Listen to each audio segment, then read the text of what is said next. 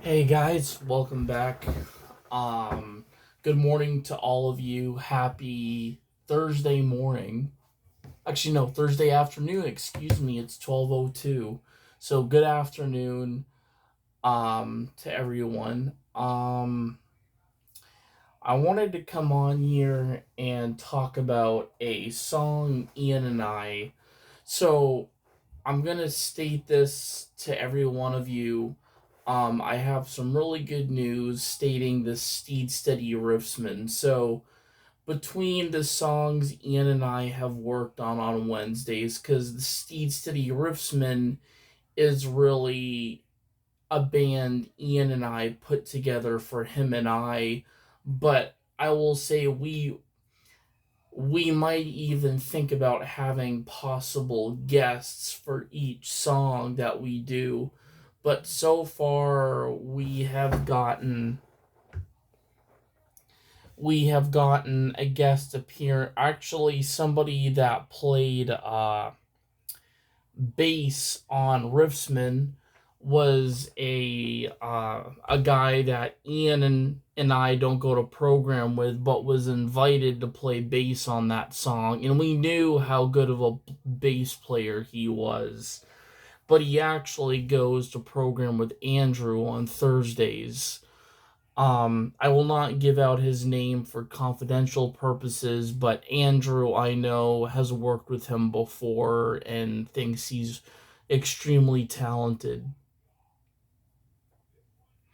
But we had our guests, so our guests, we had two guests.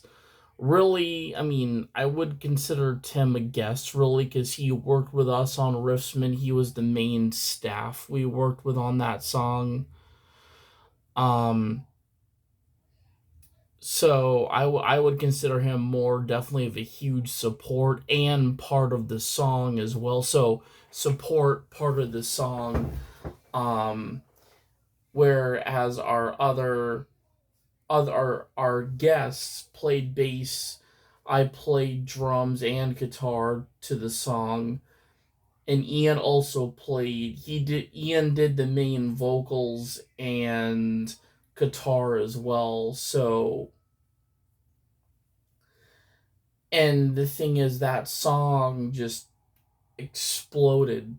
I will say, really, as far as getting attention, getting global attention through Ian's recent radio interview, or actually his live on air album performance, I should say. Um, I mean, the fact that Riffsman was played, and the radio, I think, is the radio station guy's name was Bob or something, Bobby or something like that, from what Eric said. But he thought the song was really rad, as he said in the interview. But I'm glad they played Riffsman, and I'm really glad they played a lot of songs, actually at least a couple songs that I don't think were on Ian's album. Instead, they were played to kind of end the session. But Ian got to play his full album on there, and Ian had a good time with it, and I'm really glad with his other bands he's in, minus Listen Up. But honestly, great, great. I heard the whole thing. It is archived on WMPG on the well, actually, you'll find it, but it is really awesome. But hearing Ian, I mean, really doing that, was just unbelievable, and how clear he was. That's what I really noticed with that radio station set, is how clear Ian was.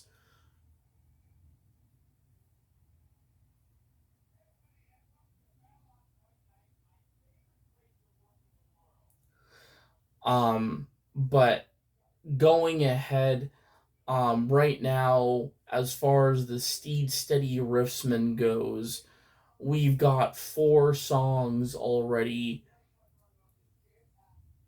And there is talks. I had talked about this. I mean, Tim and everybody else definitely agrees that, because right now we've got 4 songs, 3 are still needing to be finished. But we are doing, so we have one called Thunder of the Gods. Now, Thunder of the Gods is another song that, and this was really an interesting song because I remember doing this song or starting this song, or at least having the idea, the title of this song, more of the title. It went back with the days with Colin on Zoom, because I remember I had worked with Malachi on a project, and we titled it Thunder of the Gods.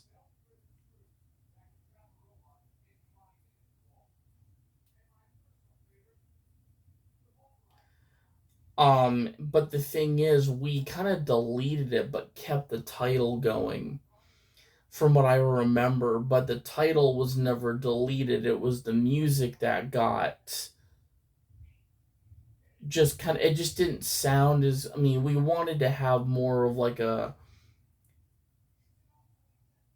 sound. But I will say that this album, the Steed Steady Riffsman album, Ian and I are doing, we're involved, I think, every song. And this is something I definitely thought would be an interesting idea, is each song, I mean, because this makes sense if we already started with 4. So, I mean, this might even be an 8-song album, meaning that it would consist of 8 tracks.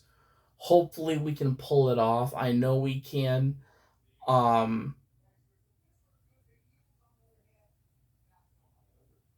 but each song would involve a guest, meaning it would be somebody who may not come the same days Ian and I go Wednesday, or it might be somebody who goes on the same day.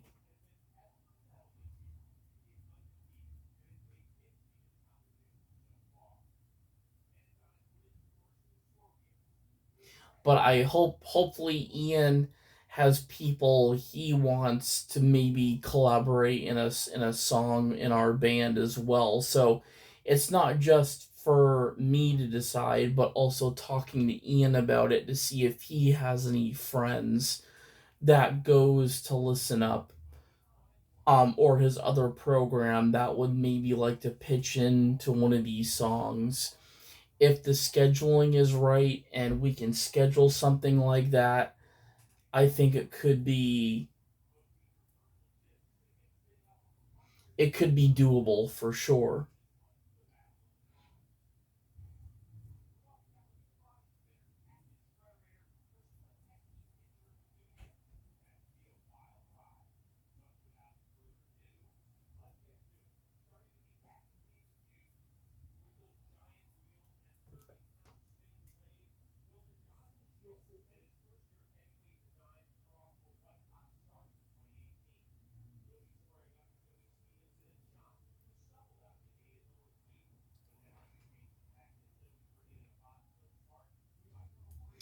But yeah, I we have 4 songs, one already finished, which is Riffsman, as you guys know, but we've got 3 in Steed Steady Riffsman that we are working on. I will not reveal, so I the new one we worked on yesterday is completely new. We just started it yesterday.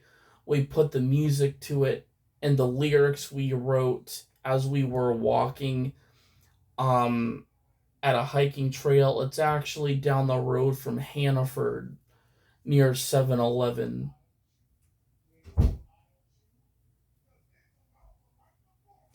But I can't, it's called the Riverton Trail or something like that. But Ian and I started to work on lyrics as we were walking on our phones, and Tim actually even pulled out his phone as well to write a lot of it down. But I will say this album and the thing Ian and I started is really strong. A lot of the songs on this album are pure, like they function through different things, really. Of like yesterday, we wanted to have kind of a song that meant something pretty common, but have it lean towards more of a native tradition. So really, this song has to do with kind of a routine and a tradition tied together, um, energetically, spiritually, and mentally, but it has to do with saying hi to people.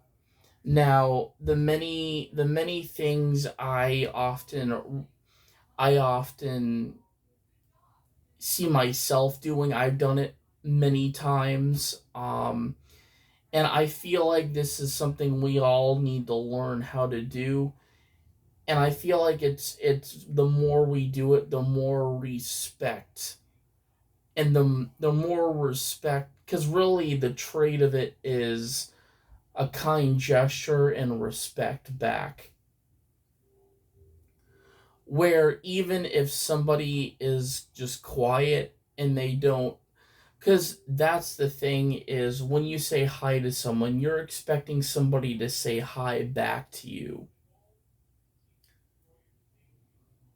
right? I mean, that's really the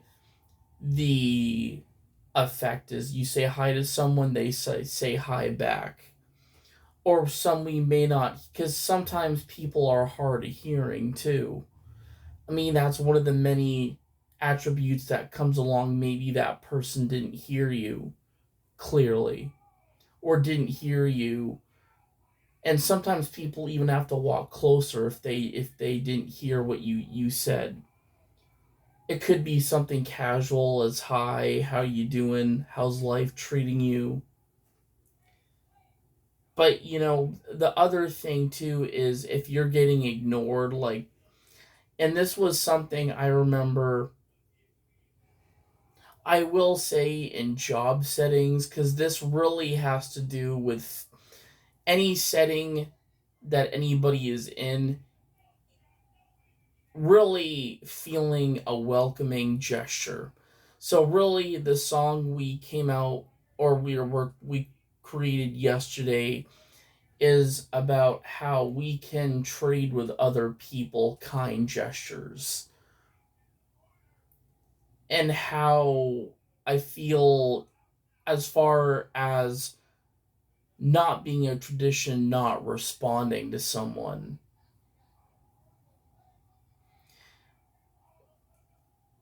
but really does somebody know that you're there, or that knows, when your presence comes in.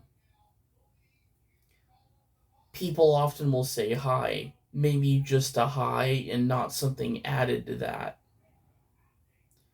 But really, if you get a hi, like that's a start in somebody's approach, or at least that's a start in their trade.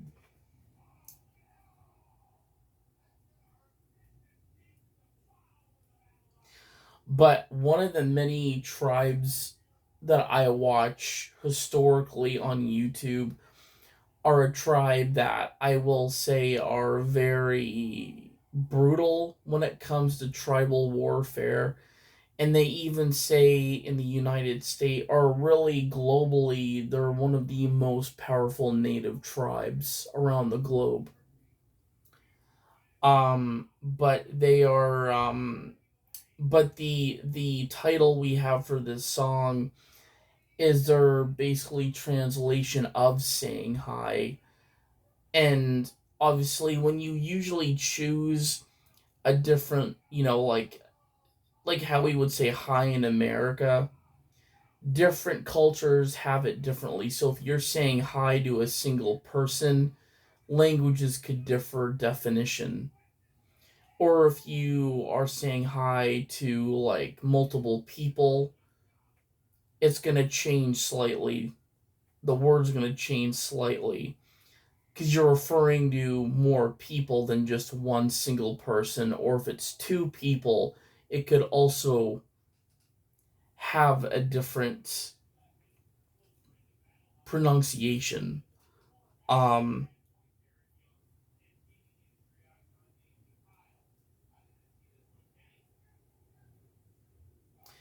but the song is I think it was very well structured from how we were, because we didn't start the lyrics until our outing from yesterday afternoon.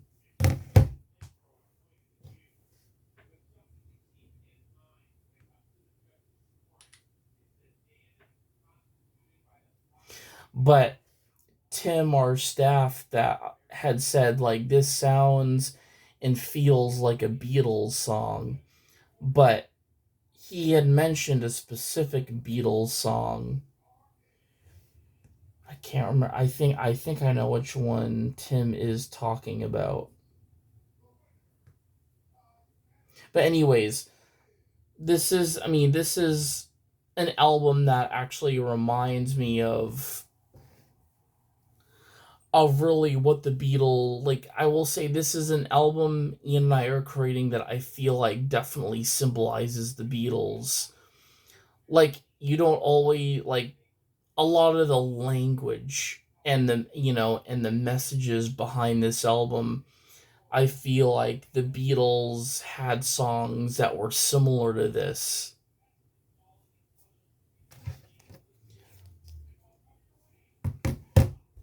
But again, saying hi to somebody, even if you don't get a how are you doing, for me, in volunteering experiences and having jobs, if I don't know a person but they come in and they greet you first, or typically you wait for a greeting, sometimes I even reverse that and I'll give somebody a greeting stating welcome, you know,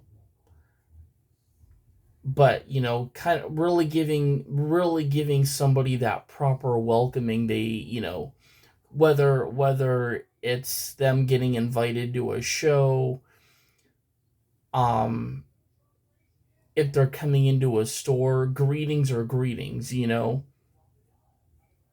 and even if it's just a simple hi, like that's, and which I know a lot of people are expecting more out of it, which I understand, but it's better to have somebody say something than nothing at all. Whether they hear you, because there's people out there that will hear your greeting but don't respond. Now, I often will say, okay, so like for example, when I used to volunteer at the Nine Lives thrift store, there'd be customers coming in that may not be the friendliest, but the thing is, you don't know if they are like you're. I consider it you're blinded of how somebody is reacted or reacts towards you or what they say to you. Like, you're blind and sometimes like you're deaf of what's gonna come out of that person's voice or behavior that is gonna it's literally putting like you know like a pin the tail on the donkey, like it's you're blindfolded, and you can't see because the blindfold resembles somebody's, like, you're not being able to visualize that person's actions or behavior, and then putting ear noise blockers in your ears is gonna block out what you hear, or really what you hear from what somebody is expressing to you through a greeting. But for me, when I worked at Nine Live Shifts, it was all a blindfold and noise cancellation setting. You didn't know how somebody was going to approach you. Volunteering or job, it's all a mystery. It's all a big um because if somebody comes up and says hi to you, great, great. I mean, that's a start. And these are people that don't even maybe want to, I mean, really don't have to, I mean, it's just a friendly gesture, you know what I mean? Whereas people, if they're, I mean, even if you hear people like they want to know something rather than greeting you, because that's another thing, is typically when somebody approaches you in a thrift store, or really when somebody is wanting to know where something is, that's the first question they will ask. They won't start with a greeting, say, hey, how are you doing? Do you know where this is? Or even going out, I mean, did I offer to help people? Yes, I did. I would even, like, if I notice people going back into the same room looking for something, I would often ask, do you need help looking for something? But being friendly, making sure my words were friendly.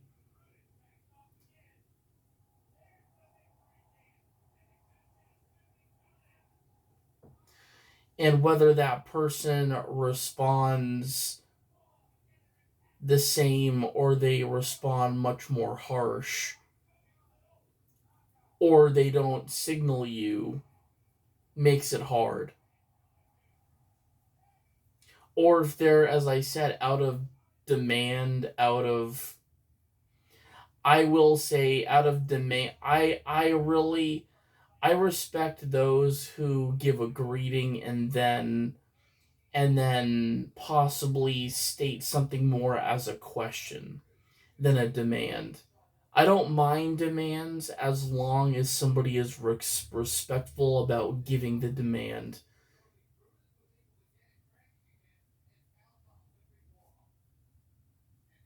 But I feel like really that was the really strong suit about this song was in was a demand that really doesn't, I mean, it's like that whole thing I was telling you guys about, is the trade and the exchange. So in native culture, if you had something that somebody wanted to trade, for example, unfortunately the tribe that I will be telling you about, they didn't really do that whole, I mean, I feel like if it was among their village, they would have traded. But other tribes, they definitely did a lot of stealing. um but I will say, in a lot of cultural cases with tribes, that's one of the biggest things, is trading. You have something that maybe would help a village out, and you had something that other village might have wanted to help their village. I mean, it's a tribal exchange. But resources even found, because we didn't have any, I mean, they didn't have stores at all. So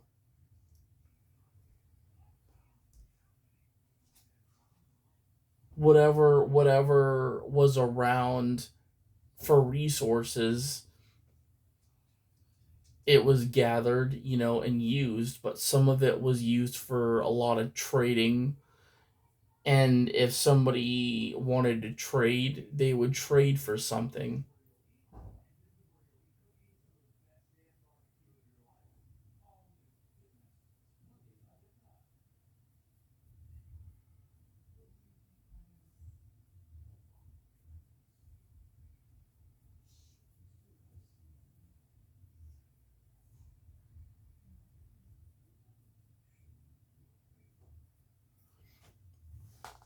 But knowing, so actually, and I will tell you guys the title of the song we worked on yesterday, but it's the so it's a tribe called the Comanche, and they are a native tribe that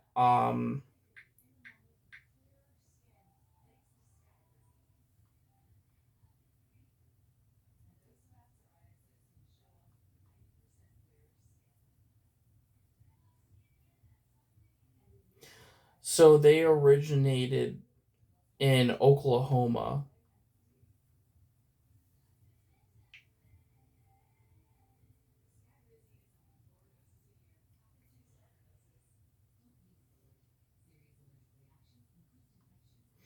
But actually no, so they were a tribe army, or at least they were, so the Comanche veterans on June 2nd, 1875. So these were the last group of resilient Comanches surrendered at Fort Sill, Oklahoma.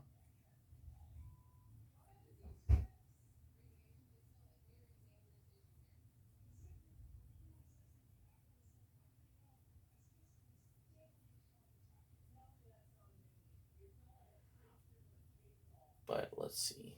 But I'm pretty sure Comanche tribe.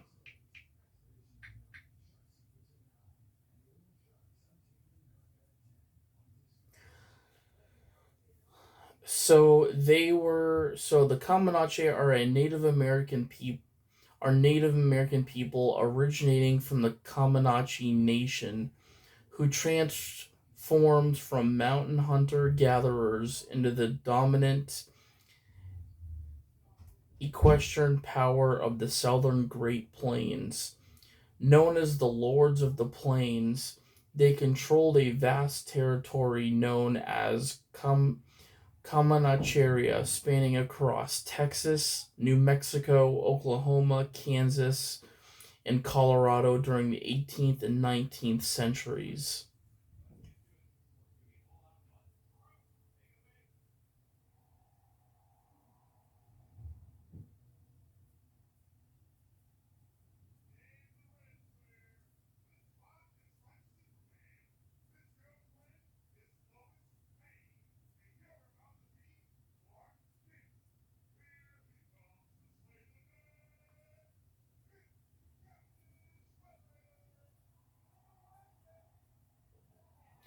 But the Comanachera were superior horsemen, so they were actually they acquired horses from the Spanish. But it's crazy that each one of these Native American people would get up to 3 to 2 horses from the Spanish. Like each person in this tribe would get or to like 2 to 3 horses each. But if they did, so really what did happen was they Spanish released all these horses. Now the Comanche would capture them, and what they would do is they would choke the horse out. I mean, they would lasso a rope around the horse's neck, and they would break the horse, but they would choke the horse and bring it back to their tribal village. So really, the la I mean, Their Shoshone roots, originally an offshoot of the Wyoming Shoshone. The people call themselves Numu Nu, meaning the human beings or the real people.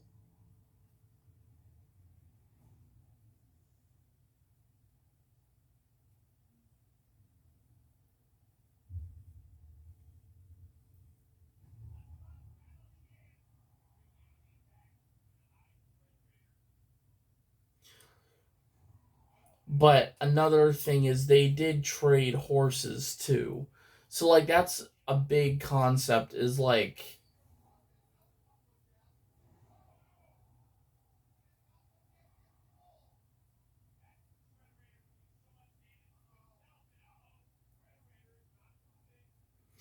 I feel I mean I would say like if you were to even though buffalo I mean that's the thing buffaloes were highly, that for them for food, shelter and trade goods. So having a bunch of buffalo goods and trading a herd of horses like that was kind of like that's just as strong, tribal wise than somebody giving you a casual greeting. Because for me, when I don't get a hi from somebody that I haven't seen, or if it's just somebody, that may be having a bad, like, for me, it's almost like somebody backing out of a trade. You're willing to trade them your herd of horses or what you have left over for the goods on bison and the meat for bison. It's a same it's got the same element where really greetings for me, especially if it's a basic one, saying hi is the number one thing. Even if you don't want to continue on and just say hi and walk away, that's all I really need in my life. Not for recognition, but often people will continue conversation, be like, "Hey, how you doing? How's life treating you?" But again, all I require, all not really so much require, all that matters to me is somebody saying hi. Or if I know somebody's having a bad day, that's my turn to trade with that person. And I might add to something like that. I might say, well, I hope your day gets better.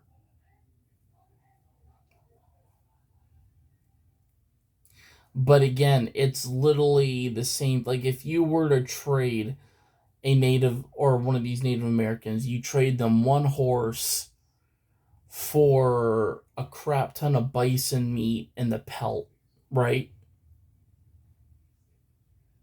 I or really if a Native American traded you one horse and you had a collection of buffalo meat, or they had two horses they were willing to trade you for however much buffalo meat you had.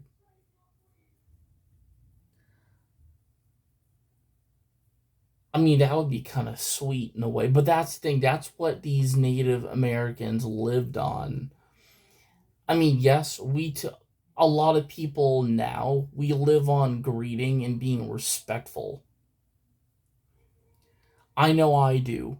Of treating others the way you want to be treated. It's not so much a saying anymore than it is a trading behavior. It's a cycle of trading,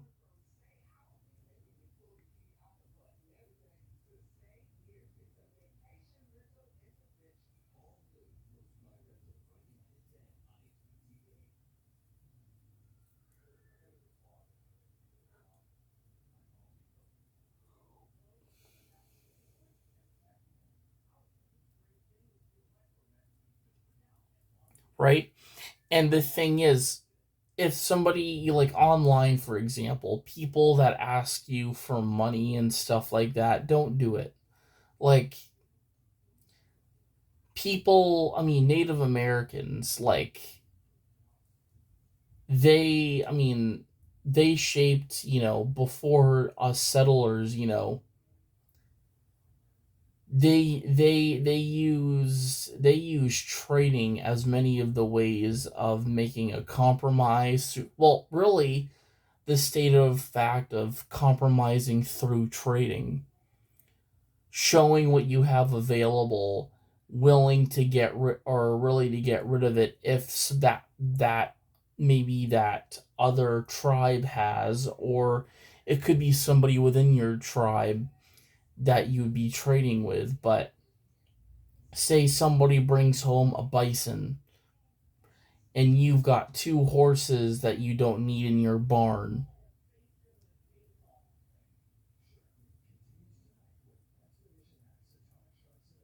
that you've had for a long time, right? And you're kind of like looking around, you're like, shoot, my family's there, they're hungry. Because like bison was a major food source for native people. It was not, I mean, yes, it was also it was not just an animal, but it was something they lived off of. And the more disintegrated something is to live, like that's deleted and no longer,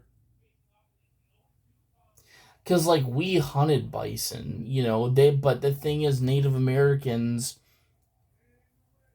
lived on bison where we would hunt them because a lot of it was we didn't want the Native Americans to have a fair share of a bison. Were they willing to share? I think really compromise and would have been key instead of a whole war behind all of that. But I mean, Native Americans lived off of something, and I feel like now we live on something that unfortunately gets us things that we want rather than things that would benefit our families, benefit. I mean, it's awesome to get things that you want that you might have asked for. It's a good feeling, but the things that at least that I have a perspective of within myself is like, if there's something you've never tried, or there's like a video game, for example, you've never tried or have heard of, or if it's been on your bucket list of things to do, that's different. Um, but those are like, if you want to achieve something on your bucket list or go out and get what's required on your bucket list, go out and do it. Because I remember Justin from Recycle Percussion when he did that mental health lecture at the Cake Theater. He told this story about a hospice nurse who had, I mean, really, when we think of any fear, and Justin even related to this towards himself, like but having the fear of death. But the hospice nurse said in this interview is that, I'm afraid of death, but I don't want to die because well, actually, she was stated that question. She was asked, why did you not want to die? It had nothing to do, with the answer of being sick, but she had answered by saying, because I never was able to do the things that I've never gotten to do.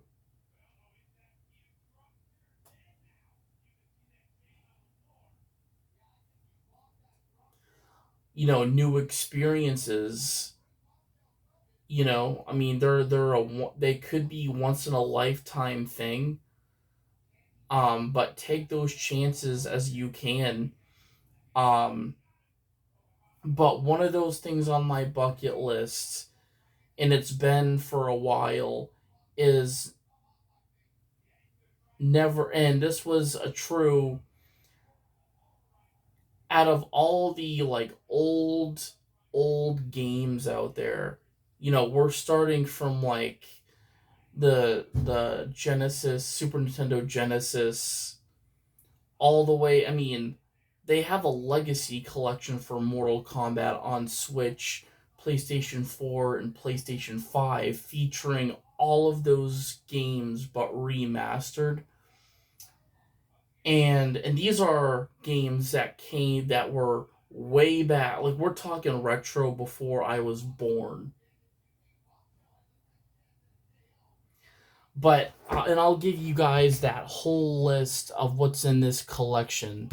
But it's one disc with all of the OG original Mortal Kombat titles, and it's pretty goddamn long.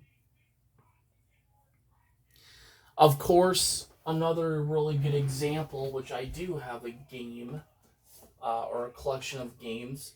I got it. I knew those were gonna come out.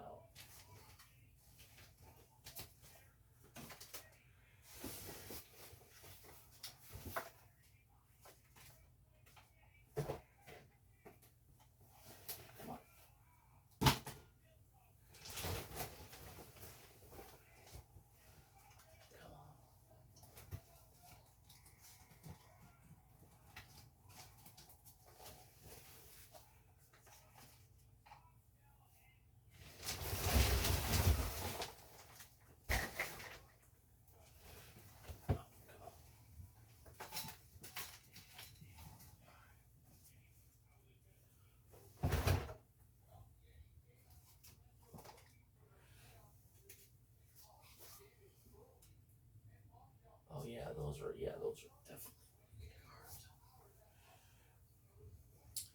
But this was a game I picked up at Target.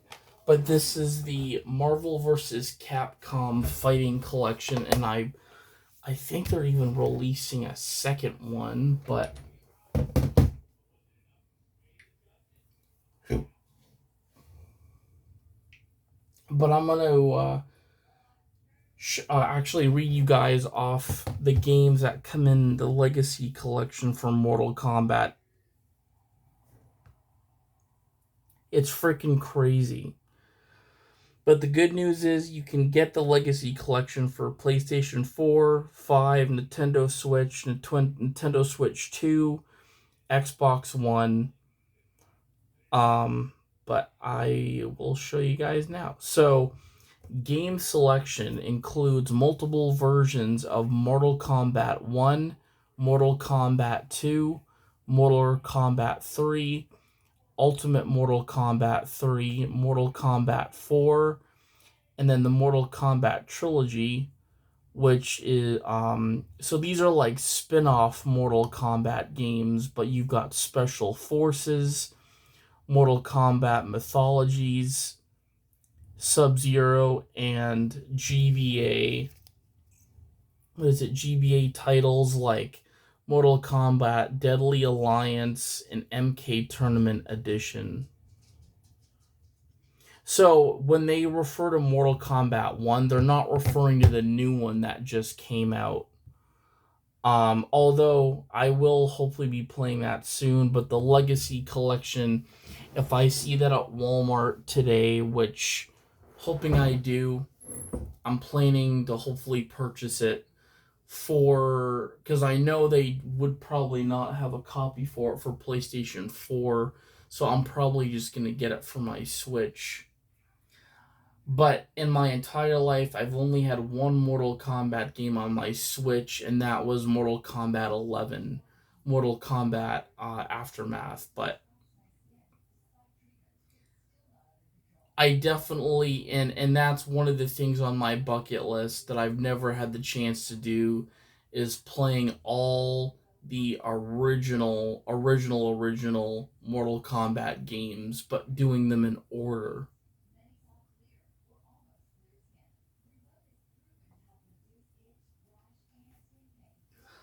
Um, but here is a really great fighting collection. These are all of the Marvel versus Capcom games through the arcade classics. So the arcades that you would play these on. I mean, these were all remastered. So they did the same thing with all the arcade games with the Ninja Turtles. They call it the Cowabunga collection, I think. But there's 7 games in here. 7 legendary titles, it says. But you get X-Men, Children of the Atom, The Punisher, the Punisher, Marvel Superheroes, X-Men versus Street Fighter, Marvel versus Capcom, Marvel versus Capcom 2, and Marvel Superheroes versus Street Fighter. But this is a really good arcade classic game, and I think there's even going to be a part, or at least a sequel to that, or at least the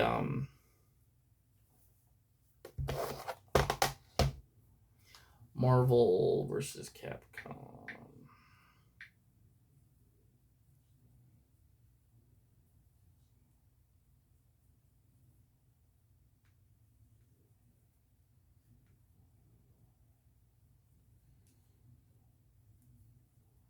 Collection 2.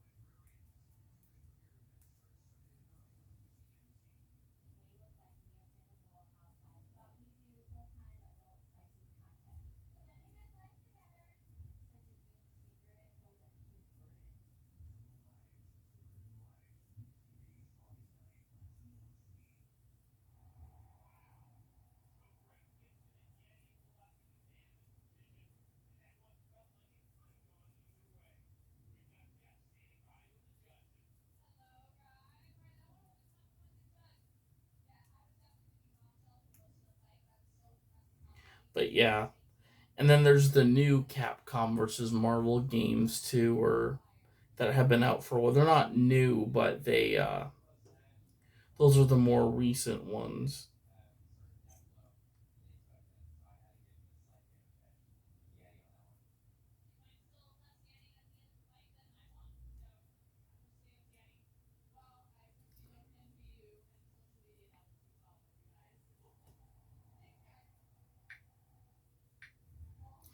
But today, if we find a Legacy collection for Switch, we are gonna get it, hopefully. So, thank you all for watching, guys, and have a great day.